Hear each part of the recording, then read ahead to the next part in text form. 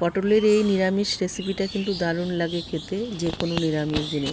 খুব কম তেল মশলায় আর কম সময়ে এই রেসিপিটা অনায়াসেই বানানো যেতে পারে। তার জন্য আমি কয়েকটা পটলকে খুব সুন্দর করে খোসা ছাড়িয়ে লবণ মেখে কিছুক্ষণ ঢেকে রেখেছি। কড়াইতে দিয়ে দিয়েছি সর্ষের তেল। আমি পটলগুলিকে খুব ভালো করে লাল করে ভেজে নিয়েছি। আর মশলার জন্য নিয়েছি একটু নারকেল, কয়েকটা কাজু বাদাম, কাঁচা লঙ্কা আর আদা। এটার একটা মিহি পেস্ট আমি তৈরি করে নিয়েছি। এদিকে পটলগুলিও আমার লাল করে ভাজা হয়ে গেছে। পটলগুলি কিন্তু খুব ভালো করে ভেজে নিতে হবে। কড়াইতে দিয়ে দিয়েছি, সেই তেলেই ফোড়নে দিয়ে দিয়েছি গোটা গরম মশলা, তেজপাতা, শুকনো লঙ্কা।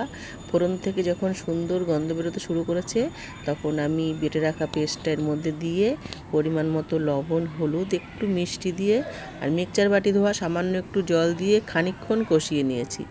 যতক্ষণ তেল ছাড়তে না থাকে ততক্ষণ অবধি আমি সুন্দর করে কষিয়েছি। কষানো থেকে যখন তেল ছেড়েছে, তখন আমি পটল ভাজাগুলিকে এর মধ্যে দিয়ে আরও খানিকক্ষণ কষিয়ে নিয়েছি। এইভাবে পটলের নিরামিষ রেসিপি কিন্তু দুর্দান্ত লাগে ভাত রুটি দুটোর সাথেই। যে কোনো নিরামিষ দিনে বানানো যেতেই পারে। তারপরে কিছুটা গরম জল দিয়ে খানিকক্ষণ ঢেকে রেখেছি। আমার নিরামিষ পটল একদম রেডি।